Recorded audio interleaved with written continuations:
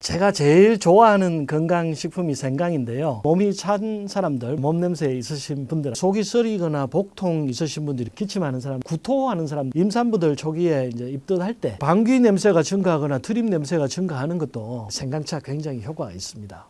생강이 굉장히 건강에 도움이 많이 됩니다. 가까이 하시면 10살은 더 살 수 있습니다. 지금부터 생강에 어떤 비밀이 있는지 한번 알아보겠습니다.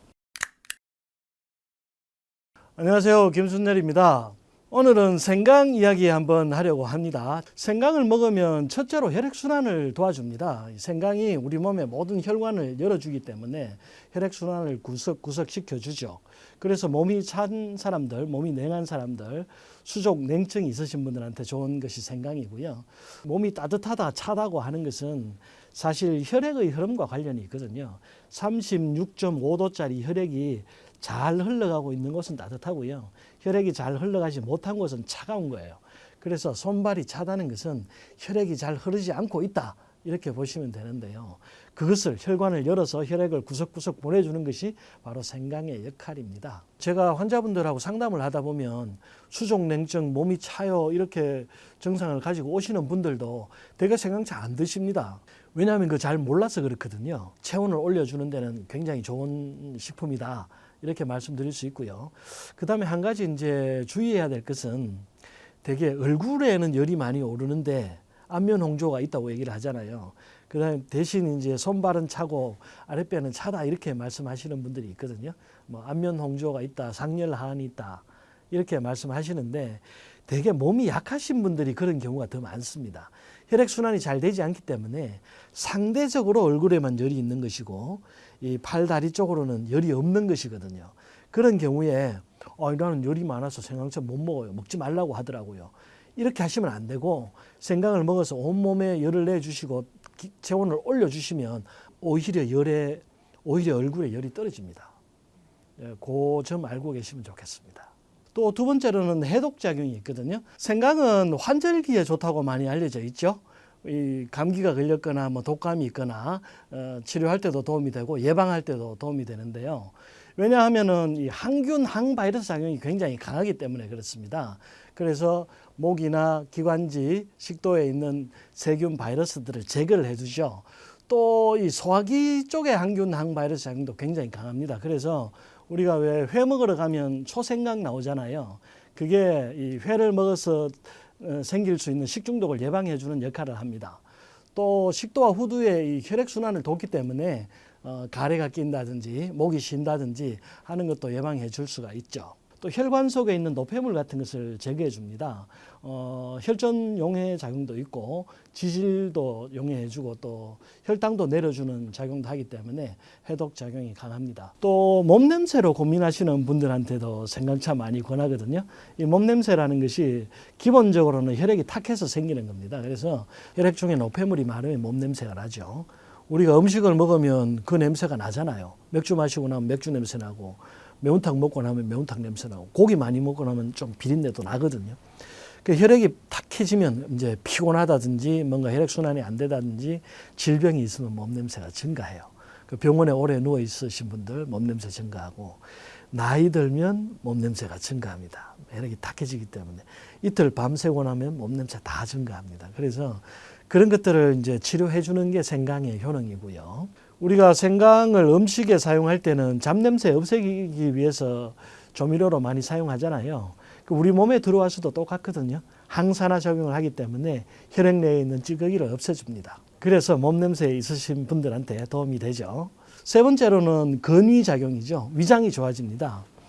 위장은 용광로 같은 곳이거든요. 위장은 항상 위산이 콸콸 나와가지고 음식을 녹여서 죽을 만들어서 이 소장으로 내려보내야 되는 곳이란 말이죠. 그래서 혈액순환이 잘 되지 않으면 위장의 힘이 약해집니다. 그것을 도와주는 것이 생강이고요.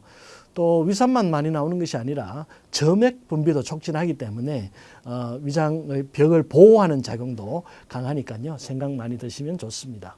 위축성 위염으로 위장벽이 얇아져 있거나 장상피 화생처럼 위장에 대장의 세포가 막 자라고 있을 때 생강 복용해 주시면 도움이 되는데요. 위장이 약하신 분들이 되게 속이 쓰리거나 복통 있으신 분들이 꽤 많습니다. 그래서 생강을 먹으면 더 속이 쓰리다, 그래서 못 먹는다라고 말씀하시는 분들이 있는데 어쨌든 생강이 들어와야 위장의 혈액순환이 되고 위장을 보호하는 점액도 분비가 증가하기 때문에 양을 좀 줄여서라도 드시는 것이 더 좋다. 이렇게 말씀드릴 수가 있고요. 이제 방귀 냄새가 증가하거나 트림 냄새가 증가하는 것도 그 소화기가 약해서 그렇거든요. 그러니까 트림은 위장에서 나오는 것이고 방귀는 대장에서 나오는 것이에요. 트림 냄새가 많이 난다는 것은 위산이 부족할 때 이 위장에서 위산이 콸콸 나와서 죽을 만들어야 되는데 그게 잘 안 되고 정체되면 오래 머물러 있거든요. 그러면 이제 그 발효가 돼서 트림 냄새가 좀 더 많이 납니다. 그리고 위축성 위염으로 위장이 얇아지고 약해져 있으면 위장이 잘 움직이질 못하니까 죽을 만들어서 소장으로 빨리빨리 내려보내질 못하거든요.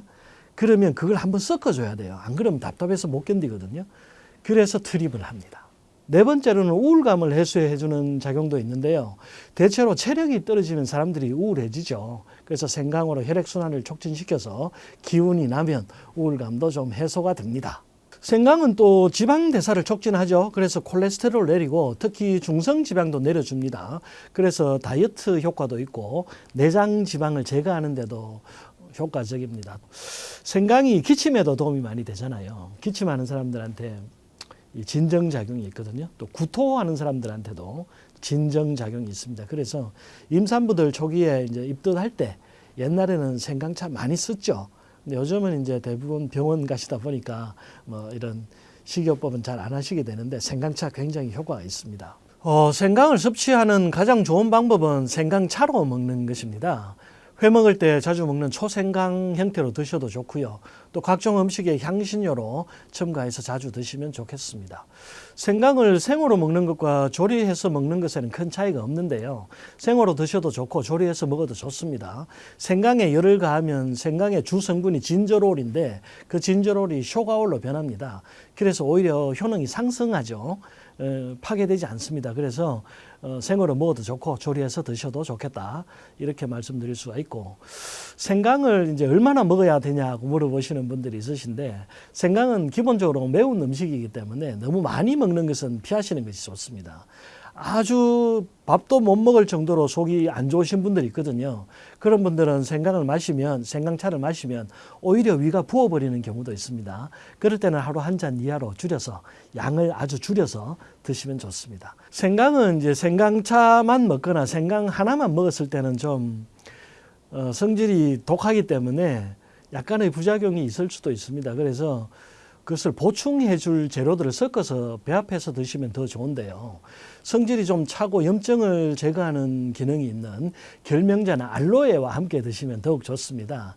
이 결명자가 알로에가 성질은 좀 차기 때문에 이 생강의 열한 독성을 완화시켜 줄 수가 있고요.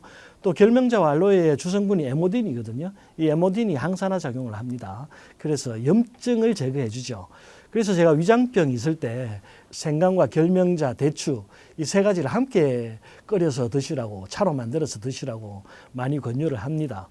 여기다가 생강, 결명자, 대추차의 이 효능을 더욱 향상시키는 방법이 있는데요. 그것은 계피를 조금 더 첨가해 주는 것입니다. 계피가 또 혈액순환을 촉진시켜주고 혈당도 내려주는 효과가 있기 때문에 조금 더 효능을 높일 수가 있습니다. 보통 이런 약차를 드실 때 이제 배합 비율을 많이 물어보시는데요. 배합 비율은 대개 1대1로 하시면 됩니다. 생강을 보통 4에서 8g 정도, 손으로 한 줌 정도 분량이라고 보시면 되고요. 생강, 대추, 결명자를 1대1로 배합하시는데 보통 한 줌 정도 4에서 8g 정도 배합하시고 물은 1000cc 정도 넣으시면 되는데요. 1000cc 정도의 물에 넣어서 끓이시고 한 10% 정도만 졸이시면 됩니다. 푹 고우지 않으셔도 되거든요. 그래서 그 우려낸 물을 하루에 2-3번 드시면 되고 대신 이제 속이 쓰리거나 배가 아플 수 있기 때문에 그렇게 위장이 조금 민감하신 분들은 생강의 양만 조금 줄여주시면 좋겠고 속이 조금 쓰리다 하신 분들은 꿀을 조금 더 타서 드시면 큰 부작용 없이 드실 수 있습니다. 대개 이제 당뇨병 있으신 분들이 꿀 타서 드시라고 하면 굉장히 싫어하시거든요. 그런데 당뇨 있어서 음식을 안 먹어서 영양 불균형이 오는 것보다는 이 위장을 살려가지고 음식을 더 잘 흡수할 수 있도록 하는 게 더 도움이 되거든요. 그래서 꿀 조금 타서 드시는 것은 염려하지 마시고 드셔도 좋은 정도다. 이렇게 알아주시면 좋겠습니다. 생강도 몸에 좋기는 하지만 약간의 부작용이 있습니다. 생강이 혈소판 응집을 방해하거든요. 그래서 혈액을 묽게 하고 출혈을 조금 조장합니다. 그래서 와파린이나 아스피린 같은 약물 드시고 있는 분들이나 수술 예정이신 분들은 한 2, 3일 정도 전에 피해 주시면 좋습니다. 또 속쓰림이 아주 심하다든지 복통이 심하다든지 현재 고열이 있다든지 혹은 설사병을 앓고 있으신 분들은 드시지 않는 것이 좋습니다. 우리가 생강 외에도 이런 매운 음식들이 많이 있잖아요. 향신료로 쓰는 것들인데요. 강황이나 계피, 마늘, 고추, 양파, 후추 이런 것들이죠. 이런 매운 향신료가 대부분 혈액순환을 도와주는 작용이 있습니다. 그리고 항균, 항바이러스 작용도 있죠. 나아가서는 항염증 작용이나 항암 작용도 있기 때문에 꼭 생강만 고집하지 마시고 강황, 계피, 마늘, 고추, 양파, 후추 이런 매운 향신료 많이 드시면 염증 제거하는 데 도움이 많이 됩니다. 자주 드시면 좋겠습니다.